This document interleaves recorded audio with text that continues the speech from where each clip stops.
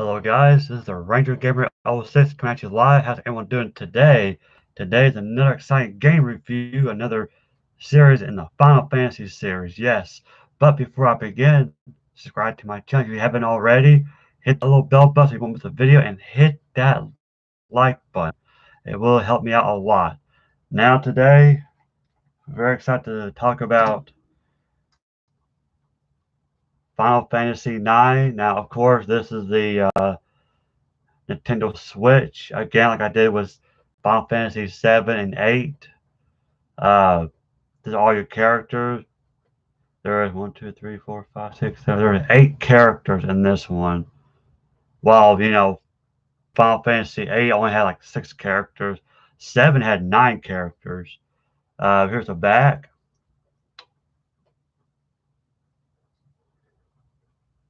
And this was the last game, the last Final Fantasy game to be on the PS1. Like I said, it came out 2000. Uh, because around that time, PS2 was coming out. Although I don't think PS2 came out until 2001, I think. So yeah, this is the last Final Fantasy game to be on the PS1. As you know, the next gen we got Final Fantasy 10, all the way to 12, I believe. Yeah, but yeah, and and I was saying how Final Fantasy 7 was my number one favorite, and it is. Despite the graphics, I know it's outdated, but Final Fantasy 7 will always be my number one favorite.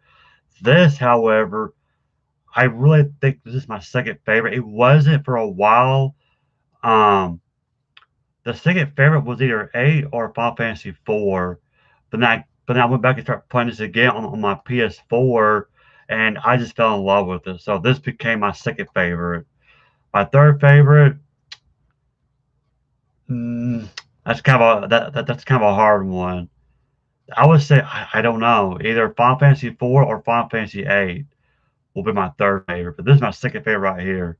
And all you got your main character Zidane, you got Princess Garnet, aka Dagger, her fake name, Steiner the Knight, he like uh, her protector, Freya, you got Vivi, which I think is a lot of people's favorite. He's a black mage. Eco or Ico. She's a summoner. She got like a little horn right there on her head. This is an odd character. Quena. Didn't really say if it's a male or female. I always assume it's a female, but I don't know. And then you got Amaret or Amarat. He's like a thief, kind of like Zidane. He's a thief. So those are your playable characters. Let's read the back. It says, experience the classic adventure of Zidane. Zidane and the Tantalus Theater trope have kidnapped Princess Garnet, the heir of Alexandria. To their surprise, however, the princess herself yearned to escape the castle. Uh, and this is, do I need a reason to help someone? It's like a saying. And it has additional features. 7 game boosters, including high speed and no encounter modes. Autosave, high definition movies, and character models. Yeah, they redid the character model. I mean, it still looks like a PS1 game, but the character model is more smooth. It's not all kind of blocky looking like in the original version. It's more smoothed out. And I think I mentioned this when I did my Final Fantasy 7 review, but I don't think I did in my Final Fantasy 8 review. Uh, just like 7, 8 also has boosters like fast forward, like speed up, no encounter, boost, limit breaks, whatever. It kind of help you get through the game, especially for those who are new to the game. Of course, it's Square Enix. The inside of it, it's just nothing. It's all just blank white. Here's a cartridge. If it only just focus, but it's not going to focus. But you see it right there. Uh, of course, I mentioned how Final Fantasy has like a unique title, like the simple. This has the crystal. Like 7 had the fallen meteor. 8 has Squad Noah hugging. This one has a crystal. Great game. Kind of give the gist of the story here. So the plot focuses on the war between nations in a medieval fantasy world called Gaia. Now that's the name of the planet. Players follow a thief named Zidane Tribal, that's his last name, who kidnapped the Alexandrian princess Garnet Till Alexandros the 17th as part of a ploy by the neighboring nation of Lindblom, which is like another big city. He joins Garnet and a growing cast of characters on a quest to take down her mother, Quabron or Bran of Alexandria, who started the war. And of course, you got the main antagonist. I cannot remember the top of his name, top of my head. He's got like long white hair like Sephiroth. Kuja, that's his name. And the thing with the main character, he's got a monkey tail, just like Kuja. And I love the theme in this game. It's like a reimagining uh, of the older Final Fantasy games. You know, medieval setting. You know, like 7 and 8. You know, it had like a futuristic setting. While this can go back to medieval feeling. Really good. Uh, and all these characters has like unique abilities. For example, like the Den has stealing plays a huge role in this game. Every boss has a unique item, and so I mean enemies too, but many bosses like say a boss has like a really good armor or really good weapon, you know, for a character. Stealing does play a big role. So yeah, so make sure you make good use of it. Okay. Uh, Quena, she has what is called blue magic. Now, you know, she's an odd character. However, believe it or not, she's a very unique character, or he, however you want to, however you see this character. Uh,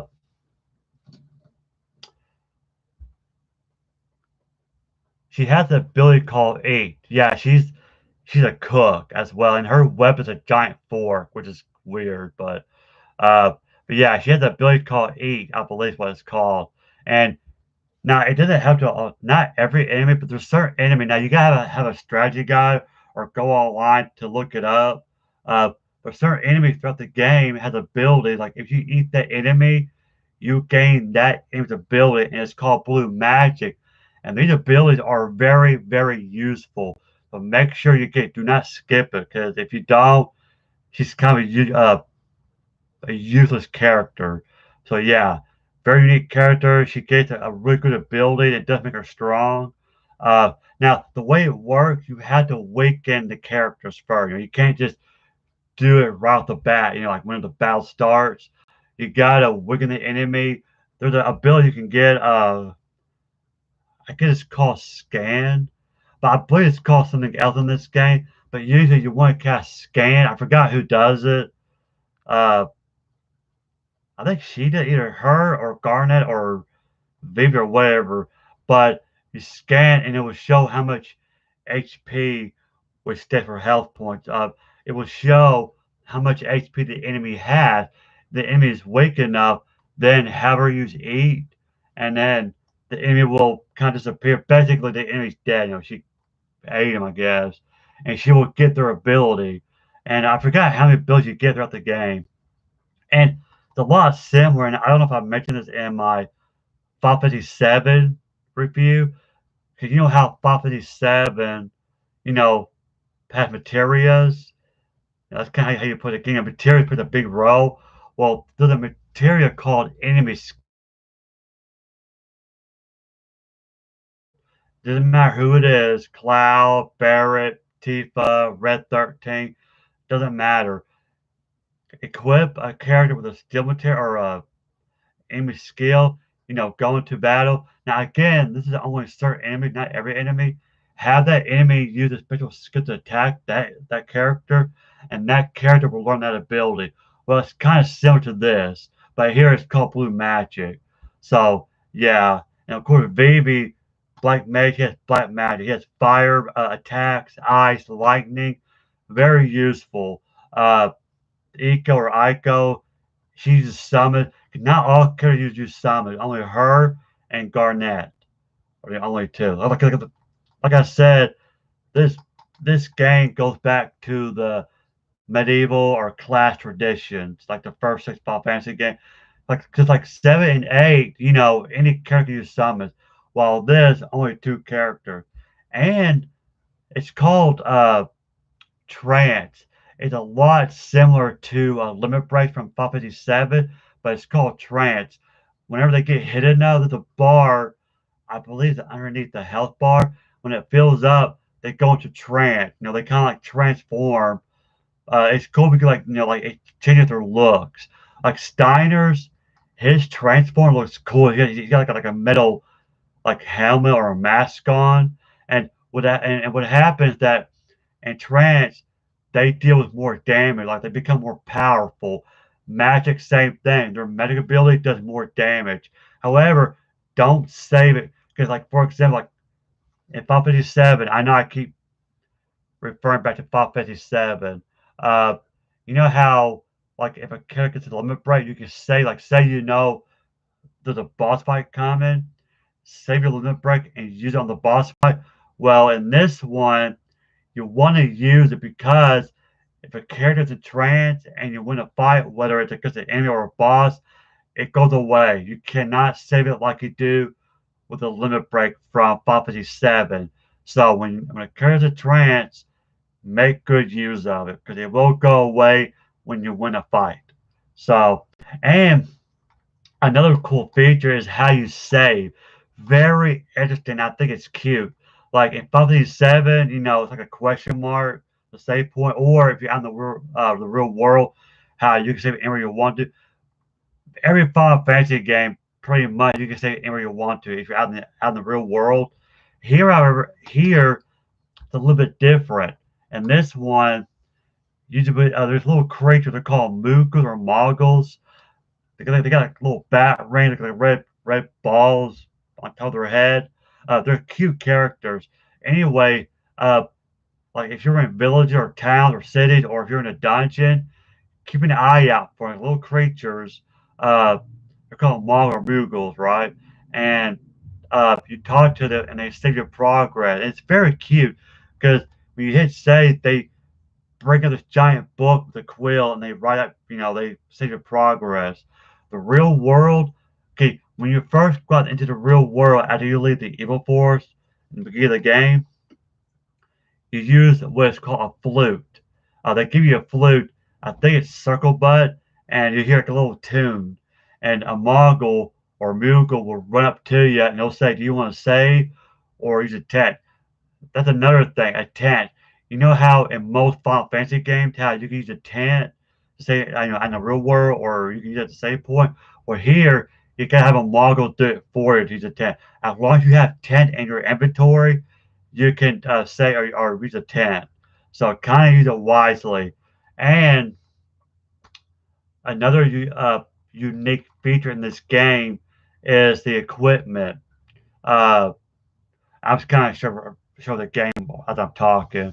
Uh, the equipment has what is called, I like to call it ability boost. Like for example, like one of his equipment, the main character will be a vest, and he'll say, it will give you, it gives you abilities like say better stealing, for example, okay, or Vivi uh, will learn him, fire type 2 or fire type 3. And what it is, when you equip it, if you equip it, and every time you win a fight, whether it's against enemies or a boss, uh, you get points. Like you get, I get experience points to that ability, and when you learn it, uh, it gives you like a 3-star symbol. And when you learn it, from now on, your character has that ability, even though you unequip it. As long as you learn that ability, your character will have that ability forever. So that's how you get ability. That's another unique feature that I like in this game. Like for example, in Final Fantasy 7, in order to get abilities, you got to equip materials. Like because and I talked about this before. Each Final Fantasy game, and this is why I love this series so much. Each Final Fantasy game has its own ability. Again, like I said, 7 is Materials, 8 is Junction, which I'm not a big fan of. But I did go over. If you guys missed that video, the review, I've already done it. Check it out. And then this one, it's a built by equipment. You know, you got Trance and, like I said, Blue Magic. It's such a unique game. You know, it's so much fun. And oh, real fast, this is one of my favorite cutscenes. This is kind of beginning of the game. If you look at her robe, this is Princess Garnet, by the way. If you look at her robe, now some of you guys, if you're watching this, if you played the older Final Fantasy game, you should recognize this robe. This is a throwback to the old Final Fantasy games. Do you guys recognize it? See how it's all white, the red diamonds? That is a white mage robe. Someone, I looked it up and someone pointed it out and I didn't know it. And I was like, oh my god, that's really cool. That is a white mage robe because I think the very first Final Fantasy game, it's got like a class system. If you pick a white mage, your kid will wear that robe. So that's cool. It's like a little throwback. But anyway, uh, side quest. This game's got a lot of side quests. Now, true, seven has it. You know, seven has like mini games. Final Fantasy 8 has side quests. The old Final Fantasy game, I think in a way has some side quests, but not a lot. I know in Final Fantasy 4, if you beat the game, you will unlock a secret dungeon. I don't know why it unlocks it after beating the game, but it's really hard, very challenging. I don't know. I don't think I tried. I think I did, but I never beaten it. But this game is full with side quests.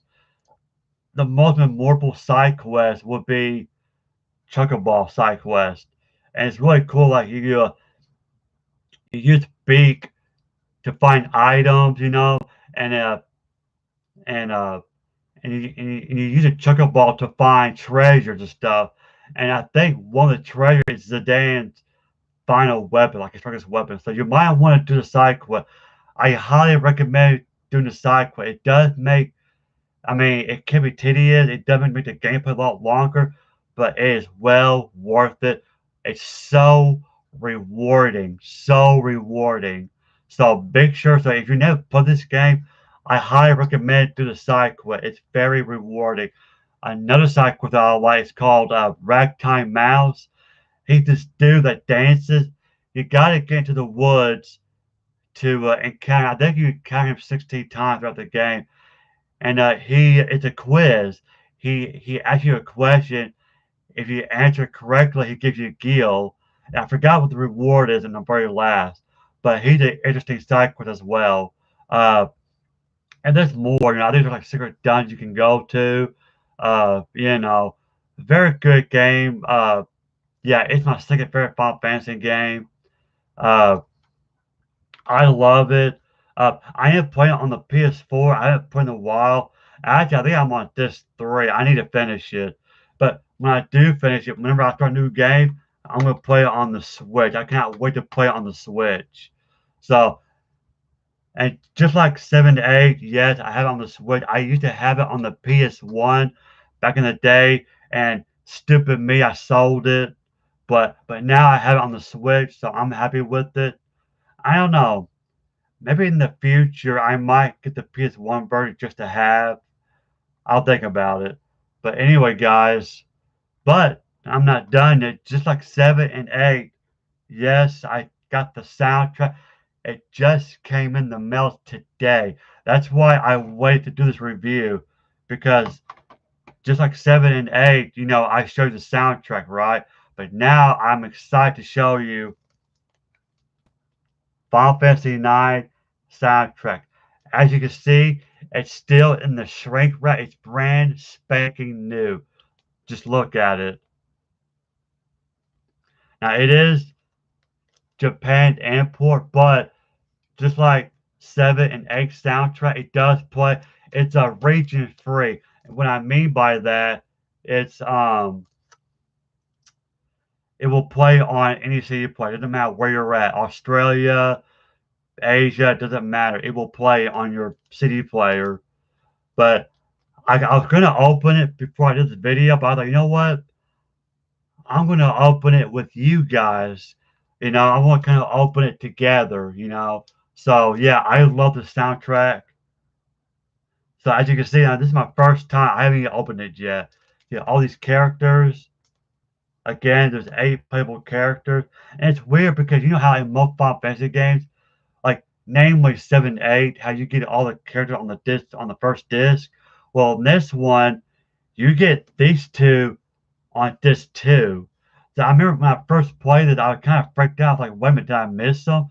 Because in 7, there was 2 optional characters, Yuffie and Vincent, if you guys remember. So I figured it was the same thing, and I was freaking out like, oh my gosh, I missed it. But it turns out you get these much later. But anyway, I just want to point that out. And it's 4 discs of the game. Because Final Fantasy 7 is 3 discs long, 8 is 4, 9 is also 4. So let's open this up. A little flap here.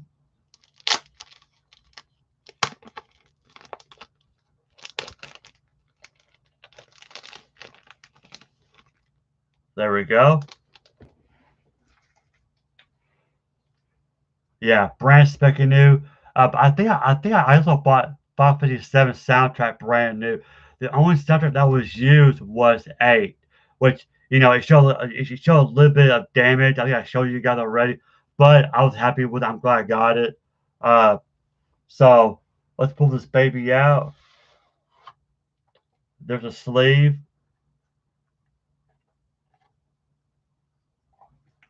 Yeah, it's got Japanese language, but like I said, it's it will play. If you got a CD player in your car, you can put it in your car. Now, I might end up doing that. And oh wow, you can't really see it, but it's got an artwork inside of it. You can barely see it. That's really cool. I don't think 7, 8 had that. Uh, so here's the artwork of the CD.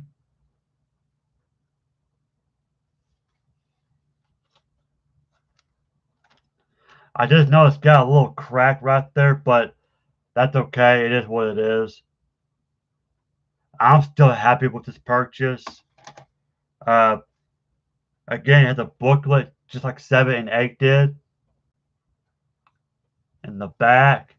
And there's I cannot pronounce his name, but that guy right there with my fingers at, I believe he did the music of every Final Fantasy game, or at least the newer ones. Great, great composer. I mean, he did a good job. If I ever meet him, I would like to have him sign my soundtracks. Yeah, it's all in Japanese, but beautiful artwork. There's, I believe that's the Zidane's the Thief's airship. There's Alexandria, the giant sword-looking thing. That's where they go. That's where you're at in the beginning of the game. Just talking about this, I feel like starting the game all over. As you can see, it's all in Japanese. I can't tell you what they are. Uh, I believe this scene was when they escaped the evil forest. I love Vivi character. I mean, I love all the characters. I mean, you will grow attached to these characters. They're so lovable. I mean, you do grow attached. Especially Vivi is just. I play. He's one of my favorite characters. Him. These two are my favorite characters besides Cloud and Squall. Yeah, good characters. And I believe it's 4 disc. And this is the composer himself. Great guy. I would love to meet him. And like it's one more. There's more. I don't know if it's his wife or what, but there you go. That's him again. Uh, Melodies of Life, lyrics by Seymour Kiyomi, translation Kato Somiya and Alexander O. Smith. Melodies of Life, huh? It's got the lyrics right there.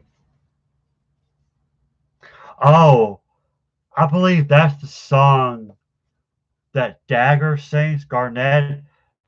It's very beautiful. If you guys play the game, you know what I'm talking about. Uh, and that's one more. Yeah, I think this is the Dan at the very end of the game.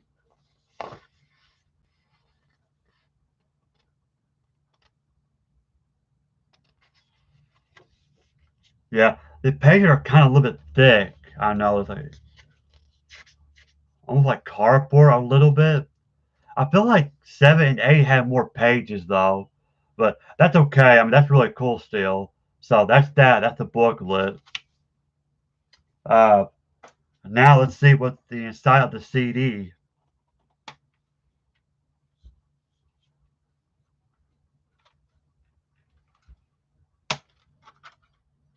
There is no artwork. It's just white.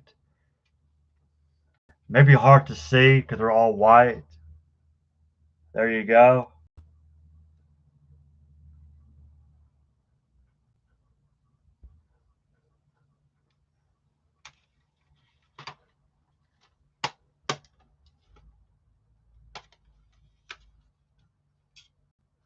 And then disc 3 and 4.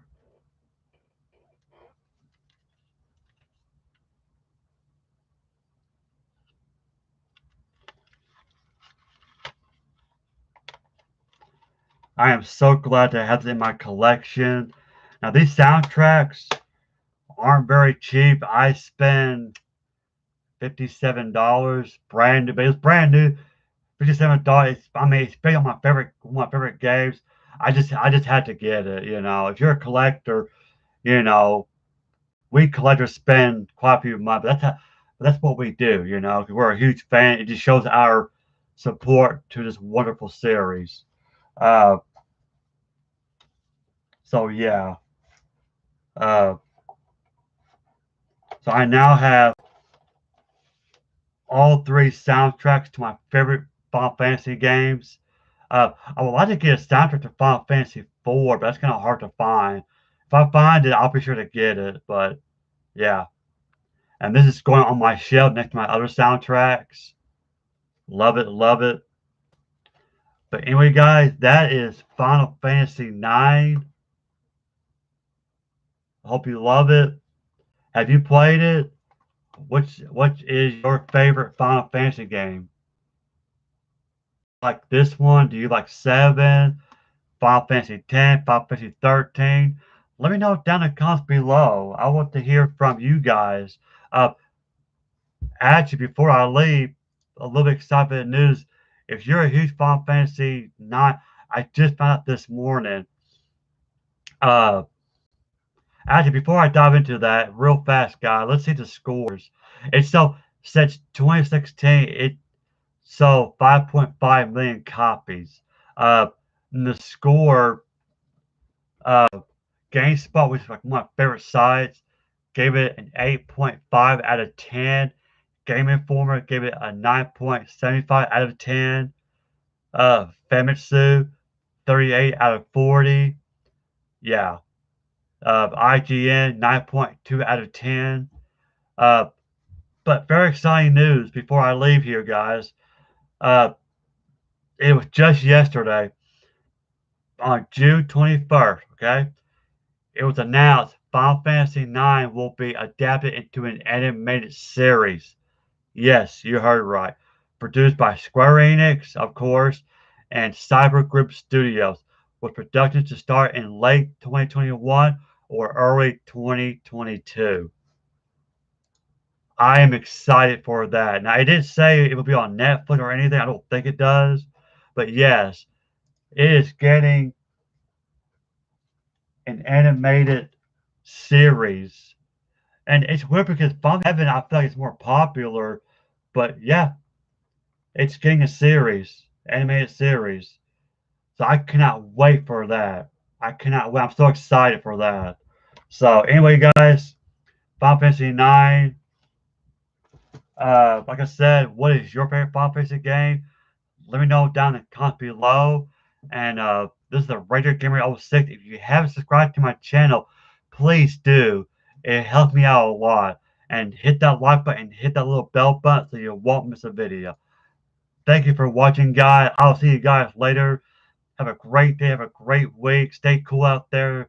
Don't work too hard if you're at work watching this. And I'll see you guys later. Bye.